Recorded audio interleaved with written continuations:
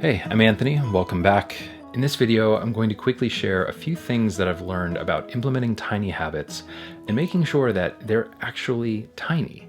The method that actually works in starting small and easing into changes so that they last longer. I'd like to say thank you to Skillshare for sponsoring this portion of the video. Skillshare is an online learning community with thousands of inspiring classes for creators. Explore new skills, deepen existing passions, and get lost in creativity. At this point, I've taken a broad range of Skillshare classes, everything from chess to coding with Python, all the way over to illustrating in Procreate on the iPad. One of the best parts is that it is specifically curated for learning. There are no ads, no distractions, and you can dig into exactly what it is you're trying to focus on and learn. I've been really into illustration recently, which is why I got started on this 28-day drawing challenge, Anatomy for Illustration and Comics, by Josiah Brooks. The first 1,000 of my subscribers to click the link in the description of this video will get a free 1-month trial to Skillshare Premium, so you can check out what they have, learn a bunch of stuff, and really get into it. You may have heard of the concept of tiny habits from James Clear's book,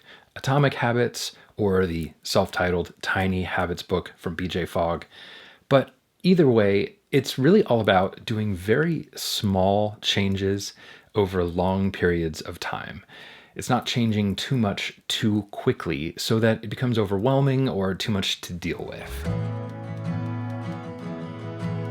The first thing is simply practicing self-compassion and avoiding this ideal of perfectionism, of a perfect 30-day streak or 90-day streak, as though there are going to be no mess-ups at all. That's a lot of pressure to put on yourself. This is something that I'm definitely guilty of. It feels like a bit of a lost cause whenever you mess up and it's no longer a perfect streak anymore. It's just a lot of pressure to put on yourself around a change that you're creating.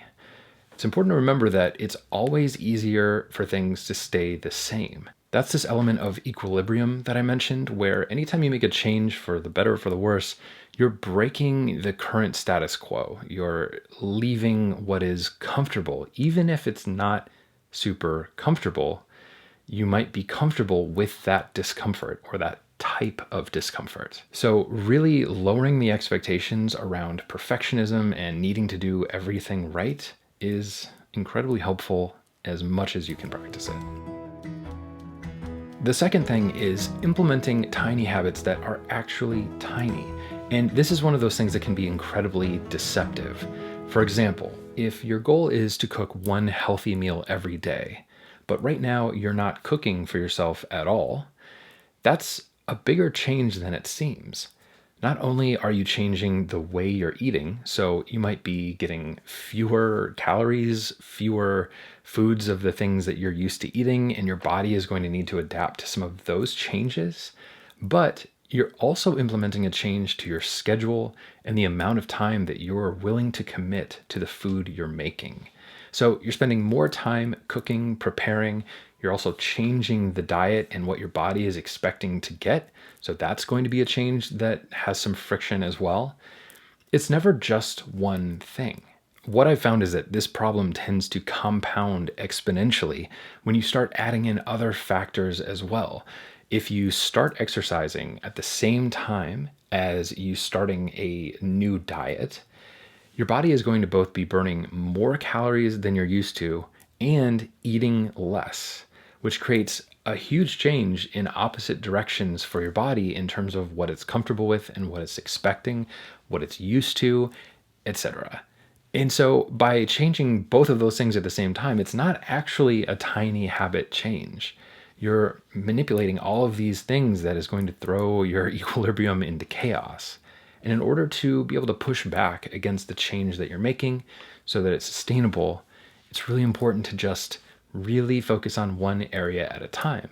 That's why a lot of habit experts recommend just doing one of these things at a time, changing the way you eat a little bit or starting an exercise program. Really focus on being compassionate and looking at the ways that any change is multiplied by the other elements of that change.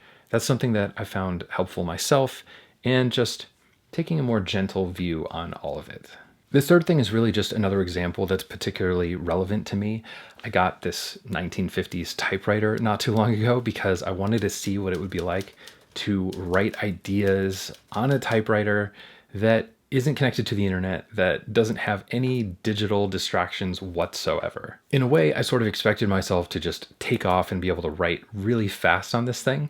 But the funny part about it is that there's a learning curve even with a keyboard that is basically the same as the one I've been using for a very long time. The keys press differently. You have to hit them a lot harder. It sounds like a small caliber gunshot every time you hit a key. So there's a lot of different feelings and things like that to get used to. So if I were to expect myself to be able to just hammer out 2,000 words on a typewriter like I could on a computer with all the other distractions and things like that, it would set myself up for a pretty disappointing experience.